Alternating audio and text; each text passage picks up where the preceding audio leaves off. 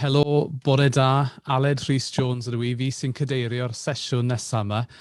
Felly fe na i fwrw ymlaen felly yn Gymraeg ac estyn croeso cynnes iawn i chi i'r sesiwn tuag at strategaeth fwyd gymuned i Gymru, sydd wedi cael ei drefnu gan ymchwil Adnodd Prifysgol Bangor a synwyr bwyd Cymru. Nawr, dwi'n siŵr i rheini ohonoch chi wedi ymuno ni ben bore yma, da ni wedi cael wledd cyflwyniad arbennig gan yr athro Tim Lang, rili yn gosod ar her iddyn ni i feddwl yn ehangach am fwyd ac rôl bwyd mewn sawl modd mewn ffordd i fynd yr afel a newid hinsawdd wrth gwrs ac i weld sut allwn ni adeiladu cymunedau llawer mwy cynaliadwy i'r dyfodol ac dyn ni'n ymwybodol dwi'n siŵr fel fy nifer fawr ohonoch chi wedi dilyn y datblygiadau mae Llywodraeth Cymru wedi cadarnhau y byddwn nhw'n lansio strategaeth fwyd gymunedol yn ystod tymor y Senedd hon. Ond beth ddyle'r strategaeth, beth ddyle fod yn y strategaeth, dyn ni ddweud, pa adnoddau fydd ei angen a sut mae mesur llwyddiant. Dyma rhai o'r cwestiynau fyddwn ni'n ceisio eu hateb yn ystod yr awr a chwarter nesaf. Mae'r sesiwn yma'n dod i ben am hanner awr wedi 11. Ac yn ymuno mi, mae yna banel o siaradwyr profiadol iawn. So I'm tasked today with giving you a little bit of background about the community food strategy and where it sits in the context of broader food policy in Wales at the moment.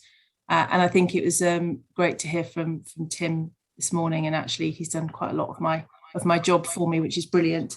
But I'm going to pick up on some of the points that he made today. And also, I guess the major issue is this bit we talked about the community food strategy and us being able to hang quite a lot of stuff off that, I think was the phrase he used earlier this morning. So I'm going to start today by talking a little bit about the challenges and then moving on to talk about the political and legislative context that we find ourselves in, talk a little bit about the possible scope of the community food strategy, and then talk a little bit about all the fantastic action that's happening on the ground at the moment. And I think Tim used on a number of occasions, talked about people and democracy and the kind of unique situation that I think we have in Wales with this really big community drive around this agenda. So I will draw on that also. So in terms of the challenges, I think, we had a really good introduction this morning about the multiple challenges that our food system as part of a global food system. And I'm not going to dwell on those here and now, because I think probably everyone knows what they are. But I guess my role really is to question the role that a community food strategy could play in mitigating and insulating Wales against some of those impacts we see from the global food system, thinking about diversity and resilience and security and inclusivity and equality, all things that I think a community food strategy should be thinking about. But also how we reduce our burden globally. We saw the Global Responsibility Report produced a couple of weeks ago. It really shows the impact that Wales's food system is having on deforestation and forced labour and other social issues across the seas. What is the political context in Wales? Well, if you've been blinking or nodding off or anything in the last week, 10 days, you'll have missed quite a bit. I think that the place to start probably is with the community food strategy and the programme for government. So the programme for government, the community food strategy is a programme for government commitment, and it sits alongside other commitments such as developing a sustainable farming scheme and things like the economic contract, looking at town centres, net zero carbon schools, the curriculum, the foundational economy. There's a number of different levers within the programme for government that could all contribute to developing a just and resilient food system for Wales. Then the next development discusses the Applied Labour Cooperation Deal, which is currently on the table and will be looked at by members this weekend. And if that does pass through, it has big implications for things like free school meals, so a pledge to increase free school meal eligibility so that all primary school children in Wales have access to a free school meal. It's talked particularly about procurement. It's talked about moving the net zero target from 2050 to 2035. It's talked about setting limits for biodiversity. Importantly, it includes the community food strategy and the sustainable farming scheme as well. And then finally, the third big ticket item is the Food Wales Bill, which went through the Senedd this week. And this is all about establishing a more sustainable food system in Wales to strengthen food security, improve Wales's socioeconomic wellbeing and enhance consumer choice. And that will be moving forward over the next 12, 13 months to its next phase before it goes to the Senedd again. And then we need to pay particular attention as well, as Tim referenced earlier, about our local policy, and of course with the Wellbeing and Future Generations Act. How does the community food strategy potentially interface with wellbeing assessments and wellbeing plans? We've got the socioeconomic duty now in Wales, and of course that has big implications for equality and how local authorities are thinking about food security in that regard. Net zero plans for local authorities, and also the public health bill, Healthy Weight, Healthy Wales, requires every health board to develop a plan around the Healthy Weight, Healthy Wales strategy. So what could a community food strategy look like? What should it look like? This is my kind of thought on sketching out the sorts of things that might be important to consider for a community food strategy. I think number one for me is this piece around integrated thinking. It's about national and local leadership and governance. And it's about a shared vision with everybody that's working within that food system and is impacted by that food system. I think it needs to set a mission and a vision, and as I said, that needs to be a shared vision and built from the ground up and the bottom down. And it needs to come with targets which are monitored and there is accountability connected to them. And I think there is a role for this piece around national policy integration. So we need that kind of cross-sector governance and leadership, both at a national level, but we also need it as a local and a regional level. And I think Tim put quite a lot of emphasis in his talk earlier around the importance of thinking about food in a regional way. I think it's really important that we take all of that fantastic work that's currently happening on the ground at the moment in a vast array of different arenas around the food system. I think we need to make sure we're hearing community voices. We need to be drawing on that on the ground activity and investment that's already happening with things like growth deals and foundational economy work, circular economy work, where funding is being channeled through the end of the rural development programme, programmes like Food and Fun, the School Holiday Enrichment Programme, food partnerships. And we need to be learning as we go, which is this sort of piece around research action and action research that I put there, and look at scaling up and out all of these initiatives that are working well on the ground. And I put just a couple of examples there of things that I think are particularly pressing within this context of the community food strategy. One of these is school food or food in schools, and the potential to link policy nationally around some of the key areas around public procurement, school food standards, foundational economy, how we think about matching local production capability to our school food menus, for example, and how we potentially integrate broader issues around the new curriculum in Wales.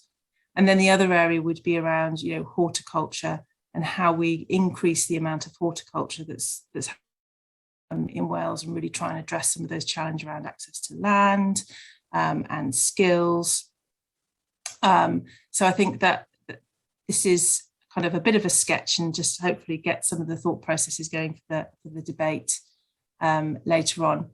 So I just wanted to kind of give you a very brief flavour of just some of the on the ground things that are happening in Wales, just the variety of activity, as I've referenced earlier, everything from developing food partnerships, looking at alliances to address food insecurity issues, looking at commercial horticulture, looking at horticulture in a community context, looking at skills, looking at developing food leadership, looking at how we support our children and families during the summer holidays, looking at how we drive up veg consumption.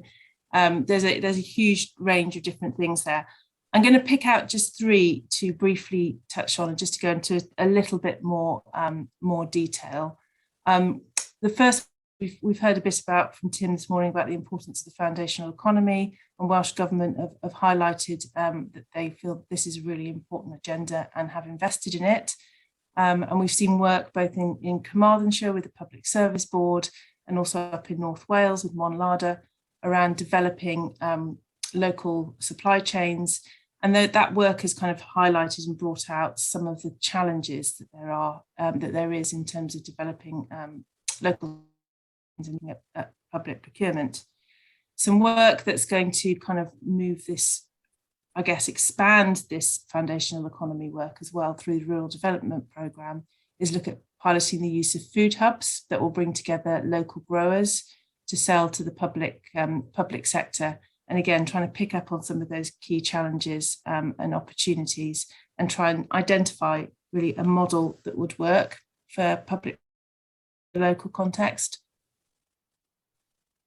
The next I wanted to show, just because this one is really live at the moment and there are opportunities to bid into getting involved in some of this work, is looking at resilient green spaces. And this work really incorporates kind of 6 areas to look at building local food infrastructure and skills, working across allotments, food hubs, orchards, greener corridors and verges, community farms, and horticultural skills development, and is a partnership project that involves a lot of partners in its delivery. And then finally, I wanted to highlight the Sustainable Food Places approach, which is a UK programme run by Food Matters, Sustain and the Soil Association. And Food Sense Wales is working with Sustainable Food Places in developing a Wales model for sustainable food places, which is all about kind of making healthy and sustainable food a defining characteristic of where people live. And it's about establishing cross-sector food partnerships involving local authority, public sector bodies, third sector organisations, businesses, academic institutions, civil society, developing vision and strategy and an action plan for making healthy and sustainable food a defining characteristic of where they live. Working together to realise that vision through concerted and coordinated action across the whole range of different food issues. And the Sustainable Food Places movement in Wales is gathering great momentum, and it's really exciting that we've got over 1/3 of the local authorities in Wales now moving towards this approach. We've got 5 members and 3 that are working towards membership. So that is really exciting. We're developing a programme board that will help bring that work together and share best practice. Then my final piece is just to give an example of how the Sustainable Food Places approach works through giving an example of Food Cardiff, which was the first sustainable food place in Wales, and it's one of only 6 places in the UK to achieve silver status. It comprises of 127 individuals, 74 organisations. And it's recently just launched its 3-year strategy, which involved a consultation with over 2,000 people across the city. So I'm going to end by showing a short video, if I can get everything to work for me. And Aled, I'm happy for you to pick up straight after the video. Food Cardiff connects people and projects to promote healthy, sustainable and ethical food across the city. Being a Veg City is one campaign that supports Food Cardiff's 5 good food goals, and 42 pledges have been made to grow, sell, cook, serve and save more vegetables in Cardiff.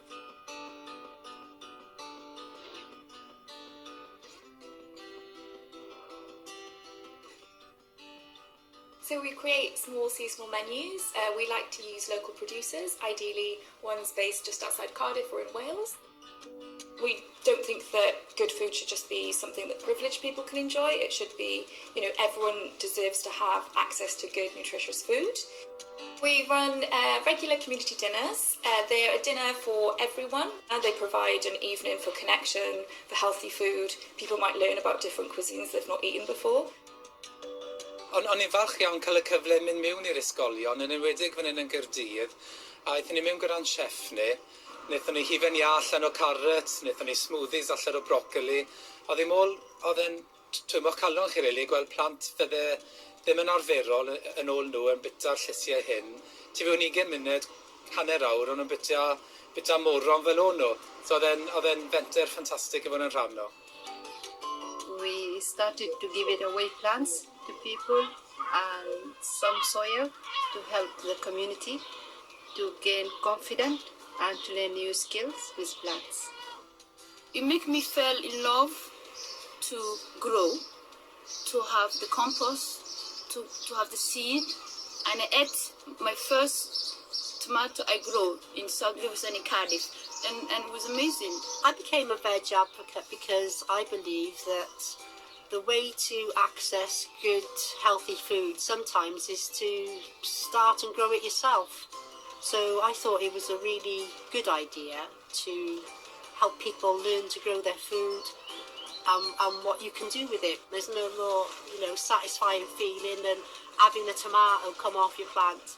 That's success in life and in the garden, isn't it?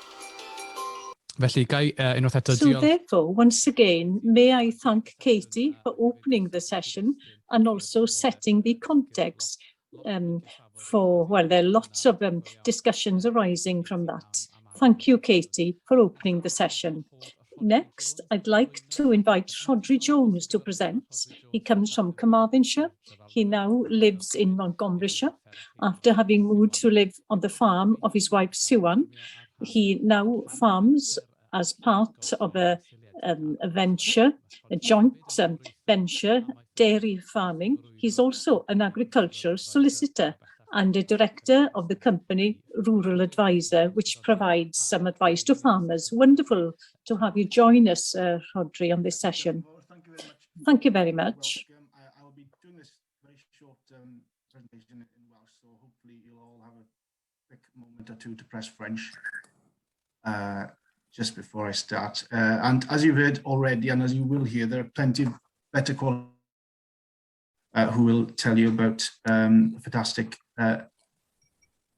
pluses for the community of a policy such as this. But I'll just touch maybe on what I as a farmer believe that can be achieved with something like this policy.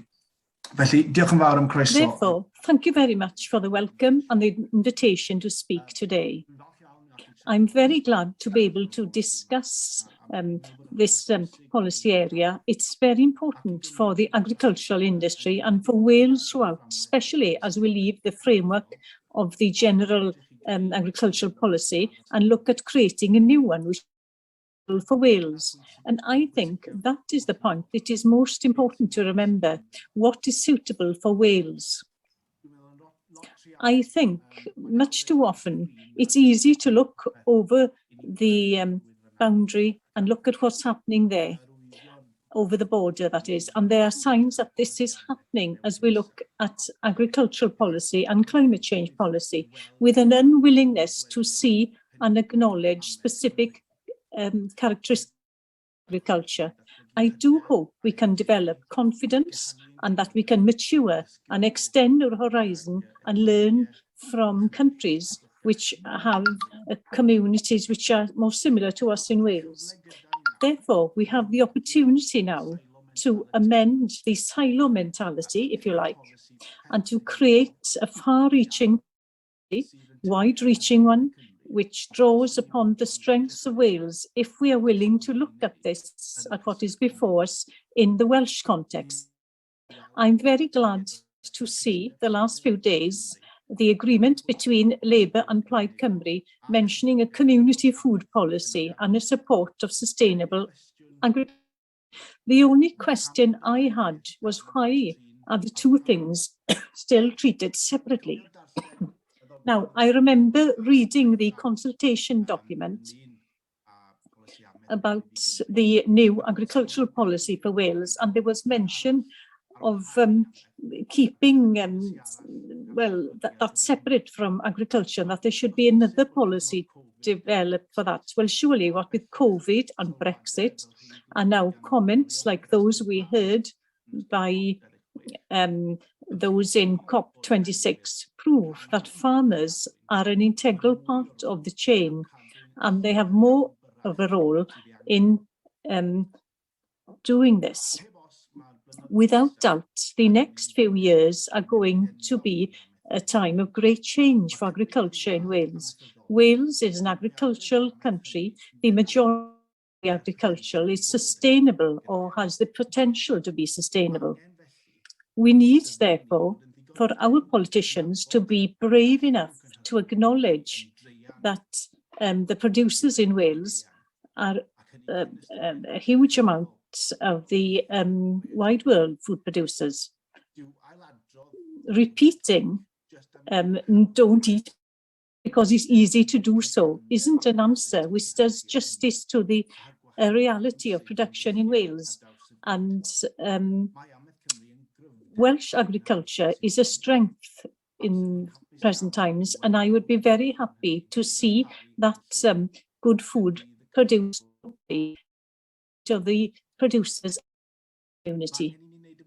We need to make the most of this strength and put it in at the centre of the policy.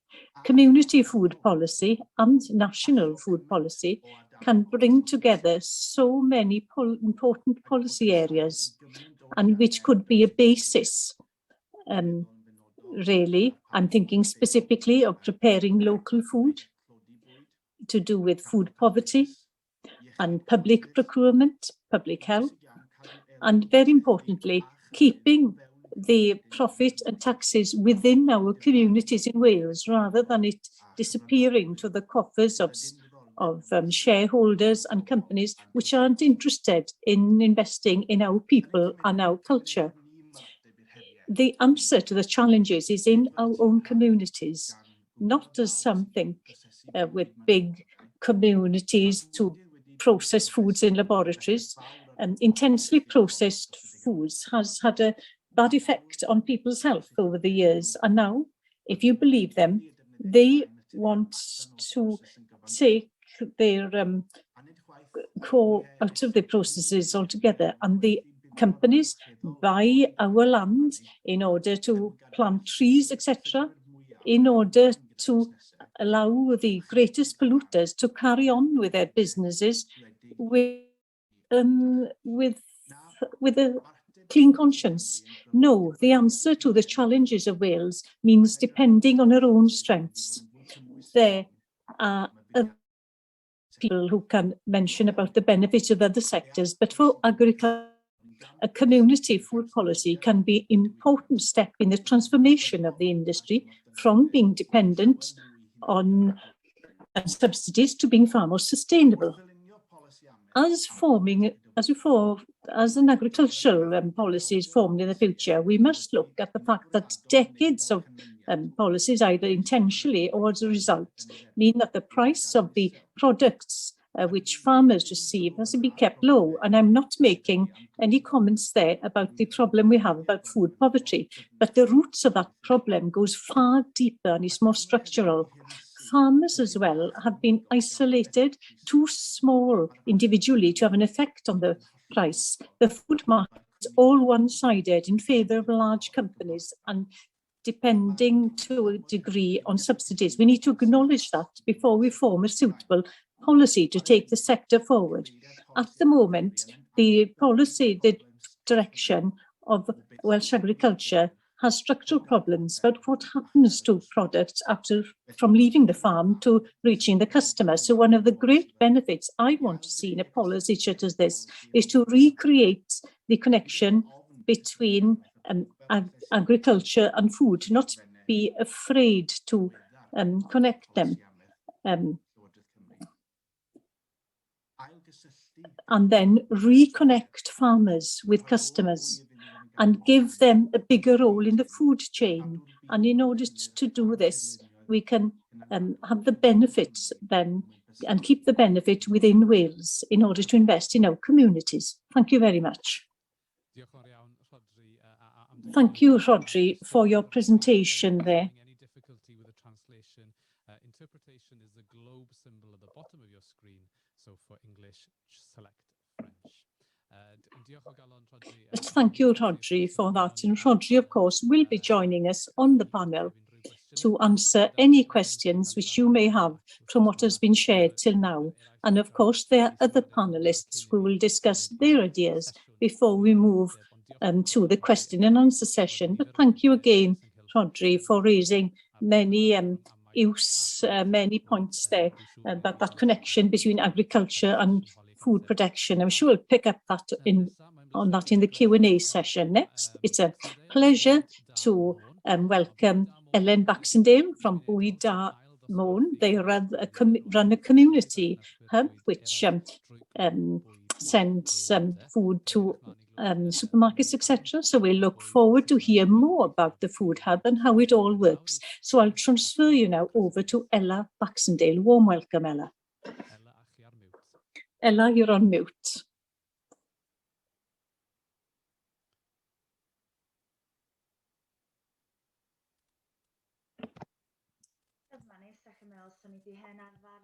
You would have thought that I'd be quite used after 18 months of doing this, but there we are. I'll just share my screen. Oh gosh, right. I hope that you can all see this clearly. Yes, we can see it. Great, thank you. Okay, so therefore, as Aled has introduced me, I'm Ella, and I work as a manager to Bwyd Da Môn Good Food on Anglesey. So we are still quite a new establishment. We were only formed in March. We only opened in March of this year officially. And we made the decision to establish a food hub to deal with the problem of waste, food waste on the Isle of Anglesey. Because every year, over 90 million tonnes of food, good food very often, is wasted in the UK. So the question was, why do people still go hungry in this day and age when so much perfectly good food is being wasted? So I'd like to think that it works in quite a simple way. As you have heard, we take food which would otherwise go to waste from supermarkets, wholesalers, all kinds of companies in reality. We distribute it to our members.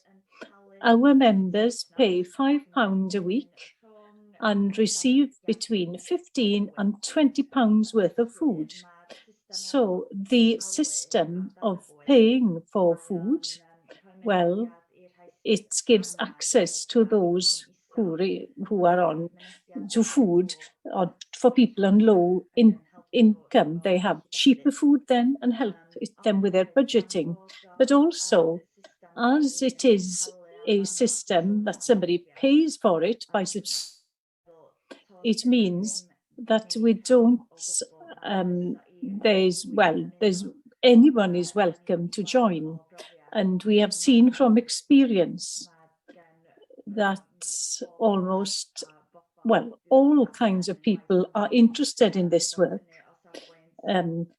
from the viewpoint of saving money, or usually we have seen that most of our members have joined in order to avoid waste.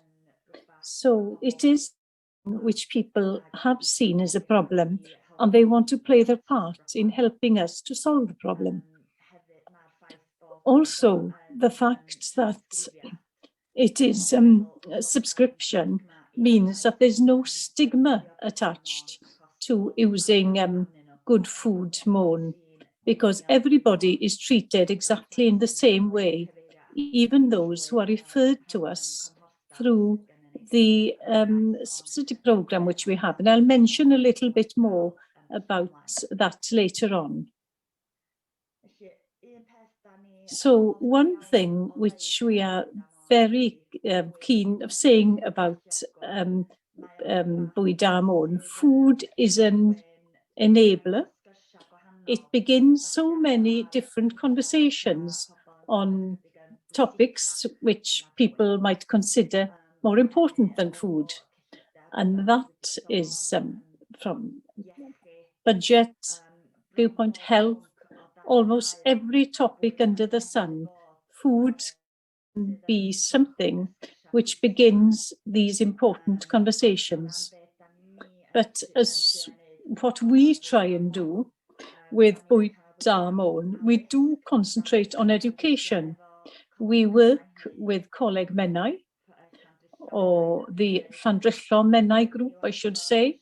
We have launched cookery classes for beginners, and these courses are free of charge to anybody who wants to take part and who want to learn how to make the most of what they have already in the house, rather than having to go out and buy ready foods.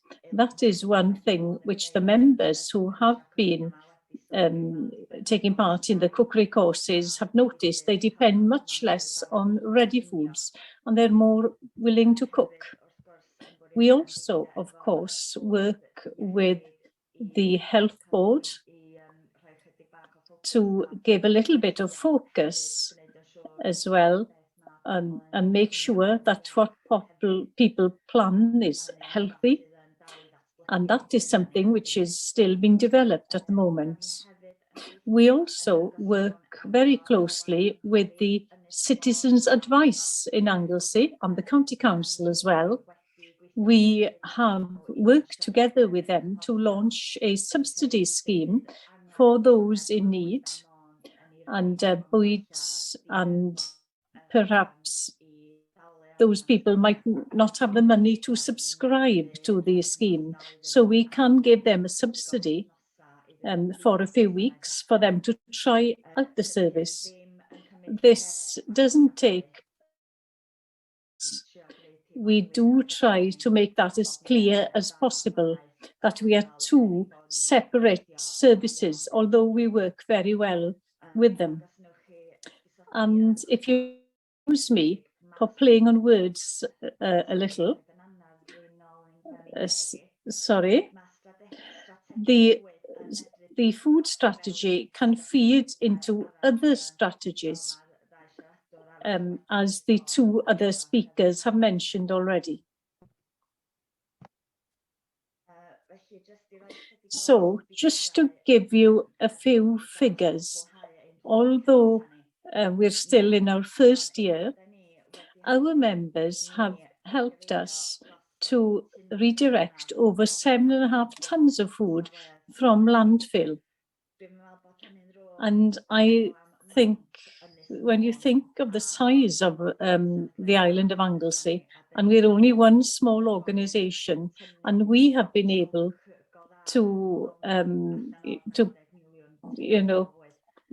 deal with a big chunk of the 90 million tons of food which goes waste. Yes, there's a lot of work to be done, but it's we do our part. We have seen over 250 members through our doors since opening in March.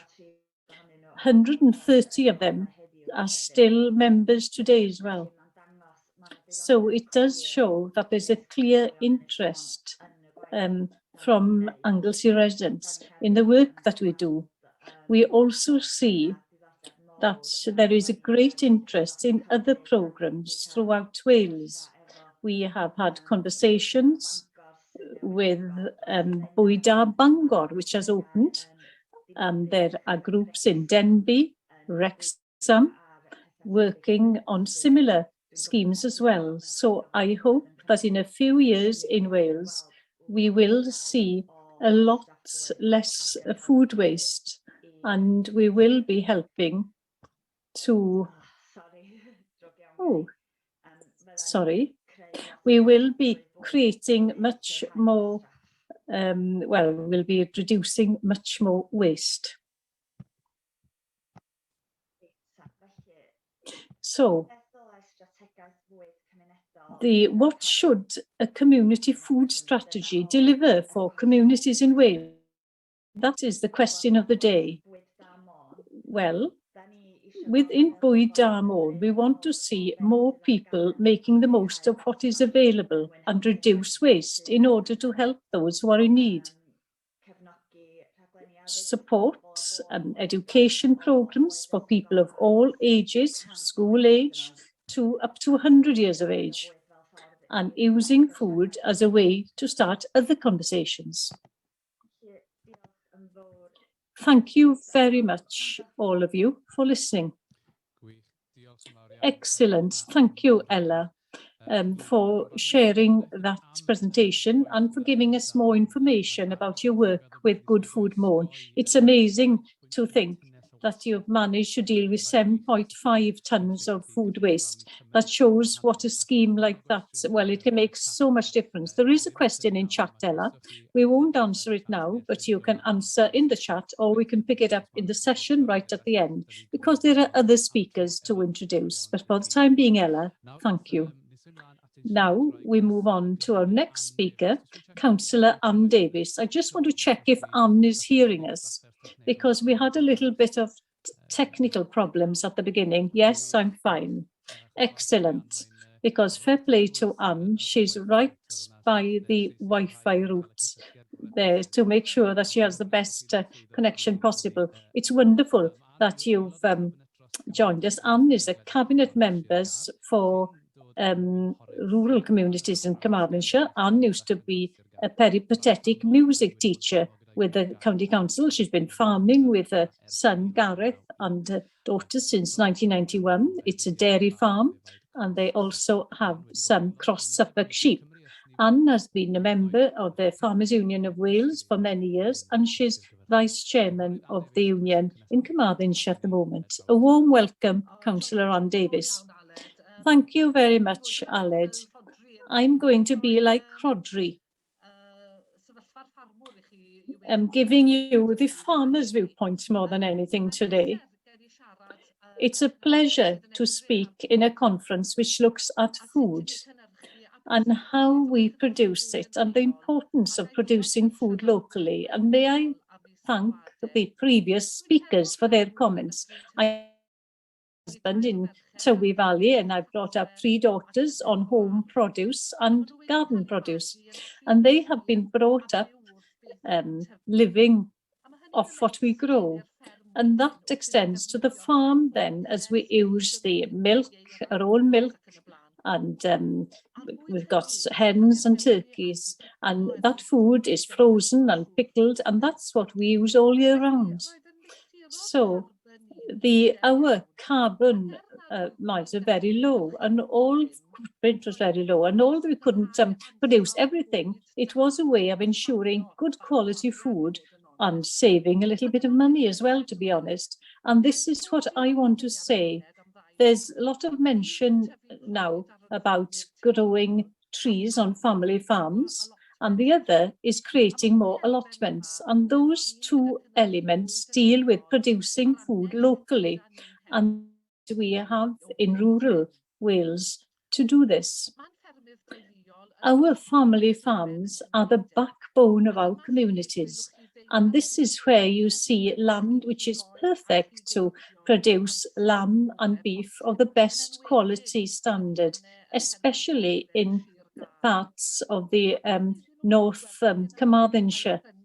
And as they're sold in marts and bought by local butchers, this produce stays within our communities, and this is a way of supporting the circular economy. Is so important to us here in Carmarthenshire.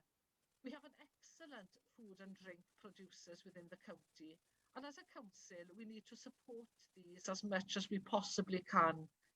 The combined buying power of our public services bodies could, if legislation and the desire was there, push this agenda forward. We recently invited some of our secondary schools to some insight into what they thought the net zero carbon meant to them and what we could do to reduce the effects of climate change. And then, of course, its effects on food production. All of this comes together, and we need to look at this as, in a holistic manner, to be honest. They're not topics which can be taken apart. They need to come together, and it all works together in a conjoined manner.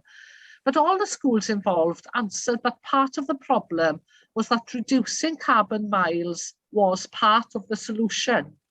So growing local food and producing our food was part of the answer, along with providing communities with community gardens and allotments.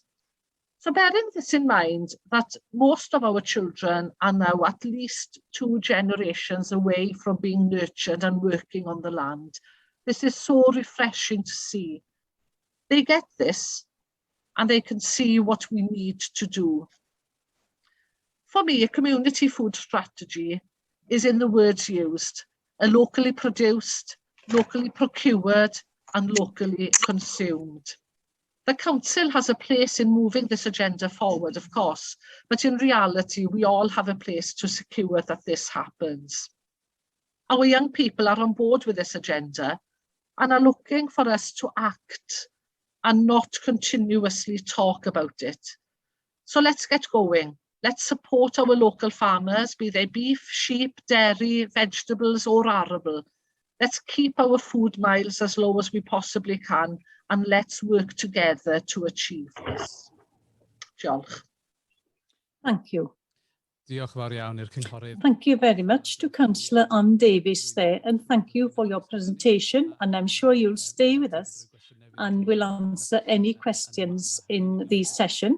It's wonderful to hear the focus you put on local food, and you within the council have done a lot of work on public procurement in this area, and perhaps we'll have a chance to pick up more about that project in the Q&A session.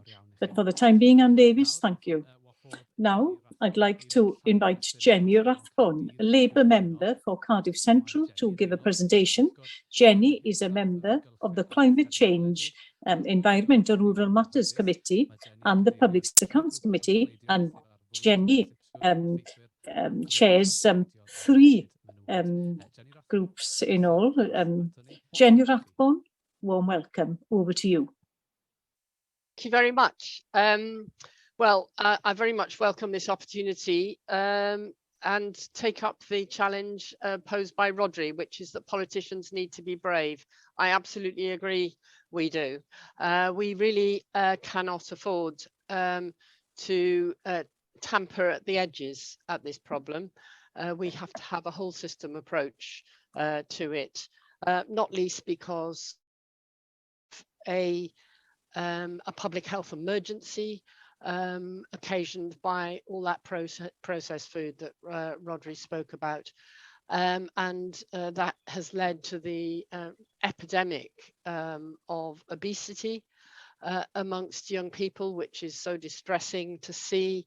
And we cannot afford to go on spending 10% of our NHS budget on diabetes care, which eventually leads to our failure to deal with this issue in a preventative manner means that we spend a lot of our time chopping off people's limbs and trying to save their eyesight. So we really can't go on like this.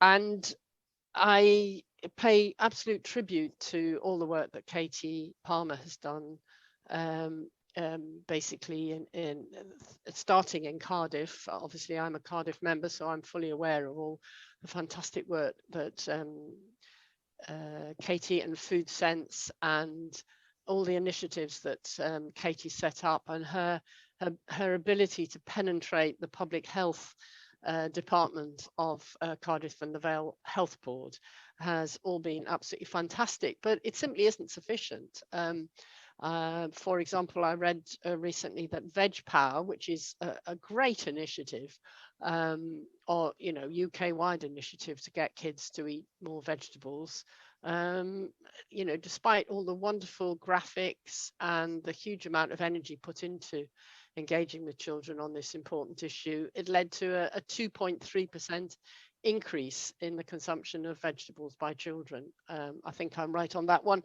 and that clearly isn't going to achieve what we need to achieve in Wales to have a much healthier population.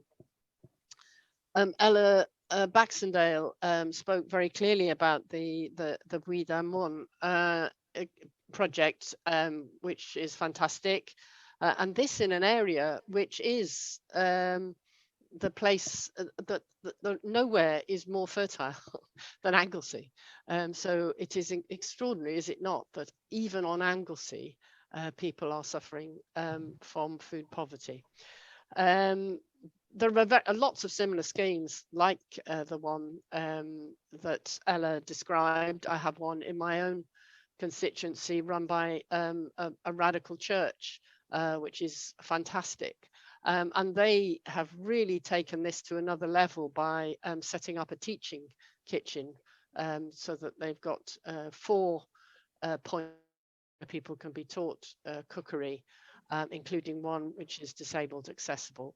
And yet, when I go and have a look at the building site of the new Wellbeing Centre, only a couple of miles away, where is the food teaching? Well, there isn't any at the moment. There are no facilities for teaching people how to cook. Anne talked about how we're 2 generations away from having been working on the land in Carmarthenshire, but we're also 2 generations away from having, excuse me, somewhere I've got to.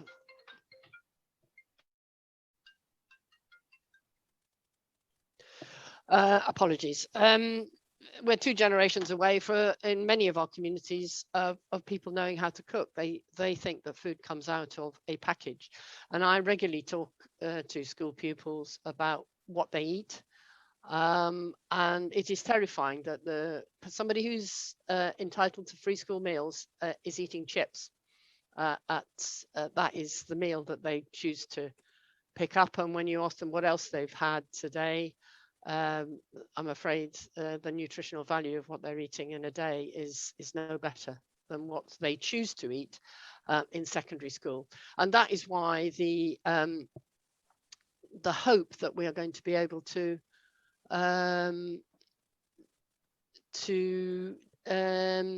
deliver free school meals for all primary school children, because that is the systemic change that we need. We cannot go on having obesity levels when children start primary school that are really frightening, and then to double them by the time they leave primary school. So this is the opportunity really to change people's relationship with food, but we need to do a lot more earlier than that, starting with when people get pregnant. But I think I won't go any further on that one. I think there's a great deal that we need to do, starting with we need access to land. I have long been confused as to why the floodplains between Cardiff and Newport, which would be an ideal location for growing fruit and vegetables, which we are obviously in danger of being short of, given the disruption to the globalized just-in-time mechanism we had come to rely on. We now have a major food security problem staring us in the face, and we need to be growing our own food. It's fine to be occasionally importing luxury foods like pineapples, avocados, etc., that we can't grow in this country, but we cannot be relying on that for our daily, everyday food. We have to be self-sufficient in food in Wales as far as possible. It doesn't mean to say we're not going to buy in food from across Britain, but Britain needs to be self-sufficient in food, end of story. So we need to be able to access land, and we need to ensure that we anybody who wants to make it their business is able to get pump prime funding for some of the tools they're going to need to make it successful. I've got a meeting in about an hour with somebody who wants to do just that with young people who he hopes will make it into a real business. But I know that the number one topic of conversation is going to be where's the land and how are we going to access the money. Nat West sent me an email only this morning telling me about this money they're going to make available to small businesses, but it doesn't anywhere talk about how we're going to ramp up the production of fruit and vegetables that I know could happen in Wales, because there's lots of horticulturalists who are keen to increase their production, but they need money. They need some grants to buy polytunnels to extend the season, or places where that they can actually clean their produce and make it ready for market. We need, if we're talking about having spending very considerable sums of money in schools, then we need to really get our procurement processes better organised. You know, Caerphilly Borough Council made a very promising start in supporting a small dairy producer to supply 3 schools and then increase that to 5 local authorities, but it's not led to a mainstreaming of that approach, and we really do need to focus on exactly what each local authority. I'm getting a lot of background noise here. I'm not sure. What each local authority is going to need in terms of, you know, tons of carrots and potatoes and onions to ensure that we're not that we are able to afford to invest in our children by Jenny, investing just in our under local a minute businesses. to go. Sorry to cut across, just under a minute. Thank you very much. You know, some of the other things that have been proposed by Katie are really important. Things like allotments. I represent a very urban area, and therefore allotments for many of my communities are simply not available, but we need to do a lot of guerrilla gardening with whatever spaces are there, just for people's well-being, and encourage people to use the spaces they already have, which is called their gardens, because a lot of people are not doing that. And we need to have many more orchards close to where people live, so that people can go and pick fruit at that seasonal time of year and learn how to so I'll stop there and look forward to the discussion. Brilliant. Many thanks. Diolch o galon, Jenny Rathbone. I know Thank you very much.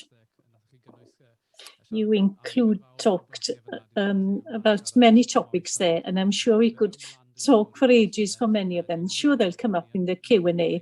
I am aware that we're running out of time, so I'll move straight on to our next speaker, which is Kevin Campbell, the Plaid Cymru member of the Senedd for Mid and West Wales. Kevin has joined us.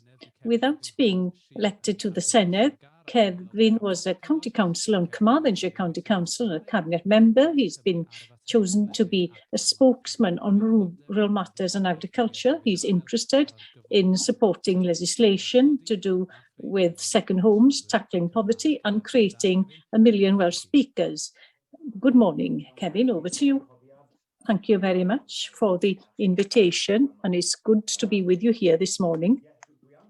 Yes, I want to begin by mentioning some of the challenges which face the agricultural sector and the countryside in general, community Wales, because we must remember, as Jenny Rathbone was saying, there are activities to do with food happening, and that is very important to remember.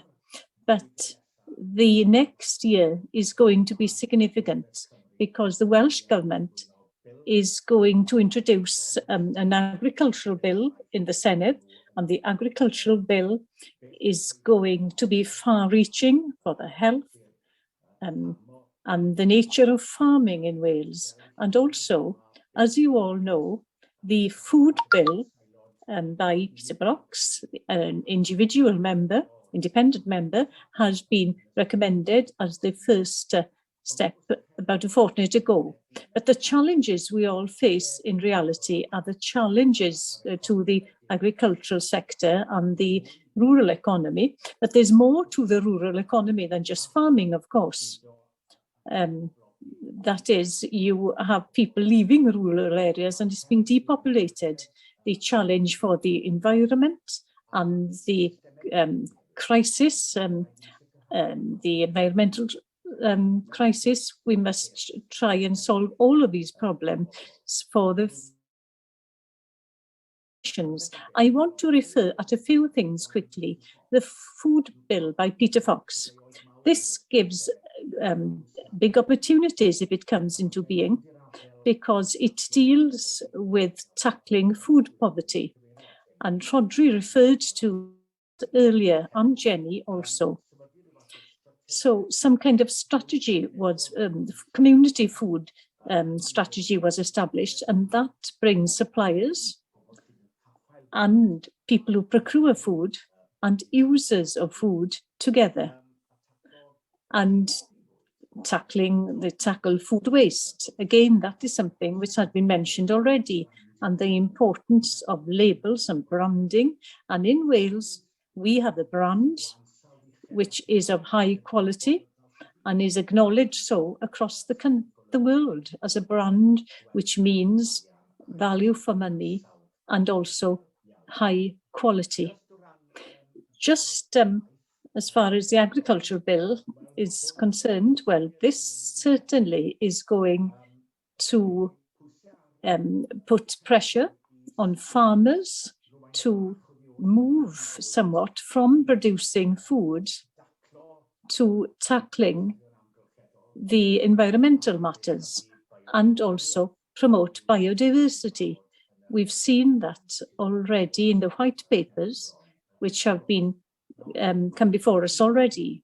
Now, for me, producing food of quality has to be completely important for our future, but I also agree that we need to get that balance correct between producing food and biodiversity, promoting biodiversity.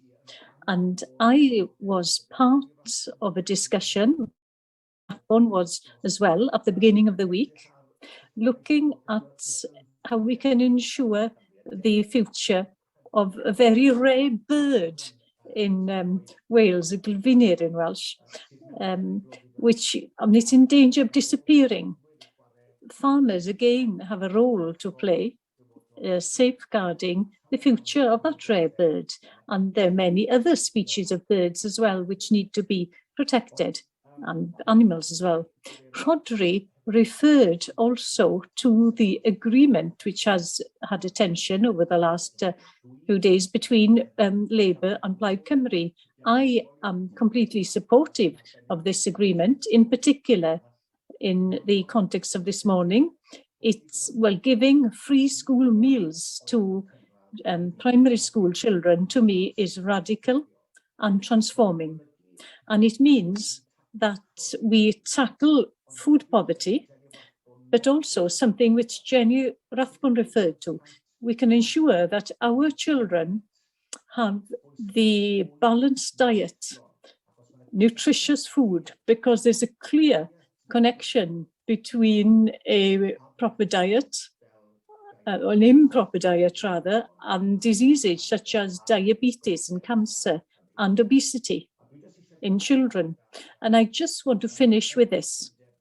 In this agreement as well, there is a commitment to ensure basic payments for farmers during this period of transformation from producing food to being more environmentally friendly. So I mentioned free school meals, a committee to make sure that we manage food locally, and then with trees, which means that people from outside Wales can't take the profit from what should belong to Welsh people and local communities.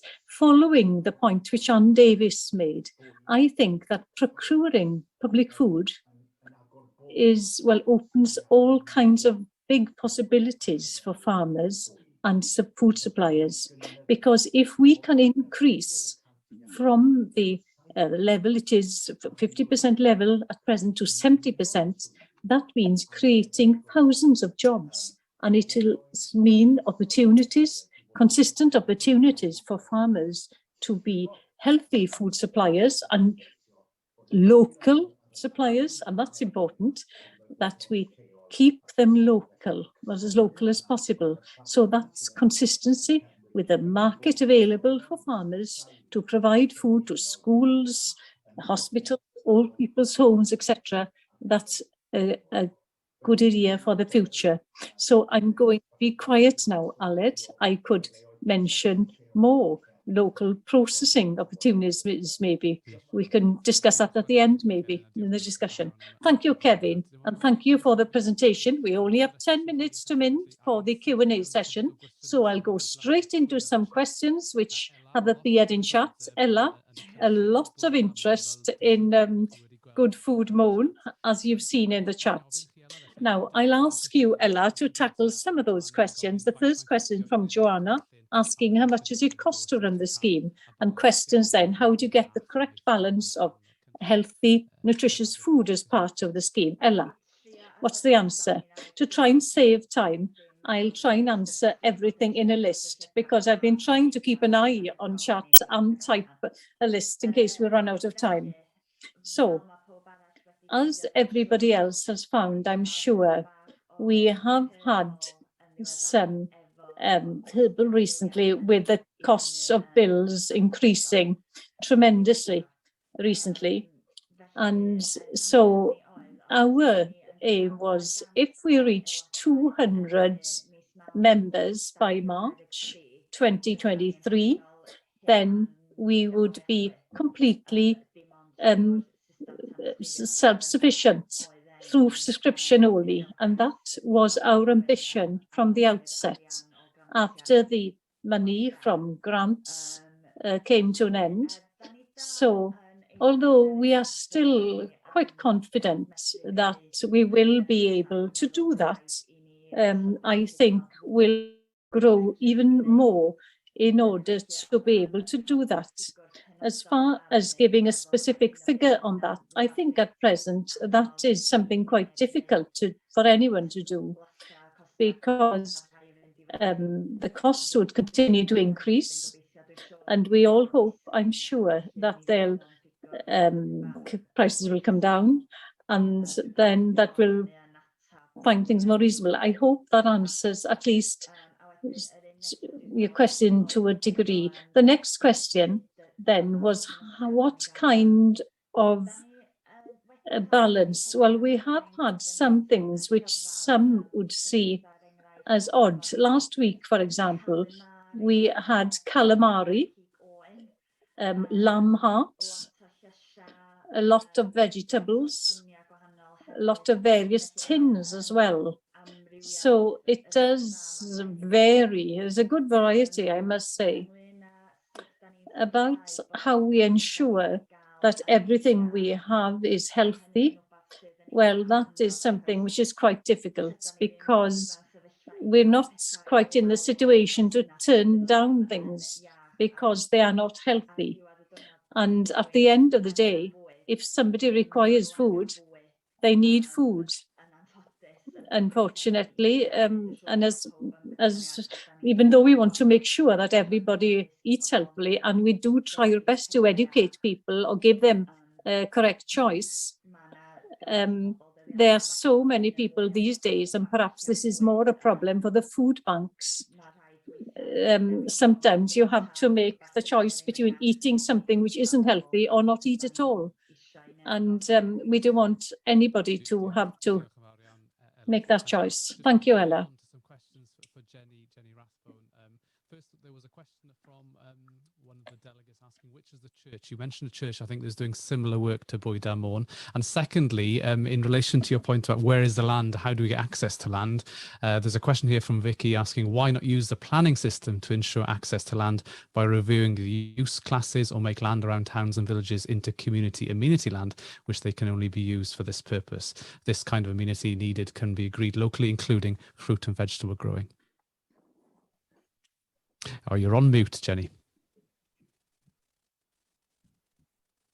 Yeah, I picked up two questions on that. I've already answered the question about Glenwood Church in Llanedin, an excellent partner in my local community.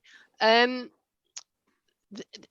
absolutely agree that we need to use the planning system, but we found with all manner of things that trying to get the planning system to do what we want to do is a hugely complicated business. And I hope we don't need to legislate, but we may need to. We clearly need to review the use classes, not least so that when a fruit and veg stall shop closes, we don't have it replaced by yet another junk food takeaway. But we also, I agree, need to have community amenity land around towns so that everybody has the opportunity to grow. But most people are not using their gardens for this purpose, so we need to start there, frankly.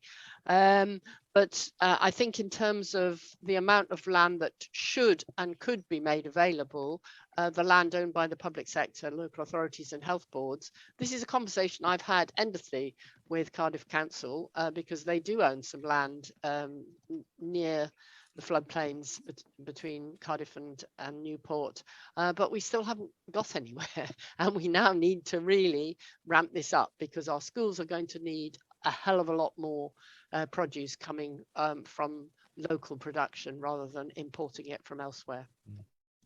Diolch. Many thanks, Jenny. Dwi am symud ymlaen I gael cymryd y gwestiynau fewn. I want to move on to squash in as many questions as possible. Kevin, I'll turn to you.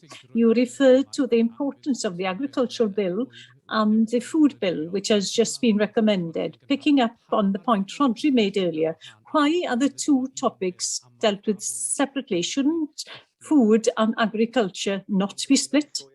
Yes, I agree with that comment because it doesn't make any sense that food is being separated from the producers, that is, sector which produces food in the first place. So I do hope that when the agricultural bill will be put before us, that lots of the objectives of Peter Fox's bill will have been adopted or integrated into the agricultural bill, and perhaps, possibly, there won't be a need for Peter Fox's bill if everything in that has been incorporated in the agricultural bill.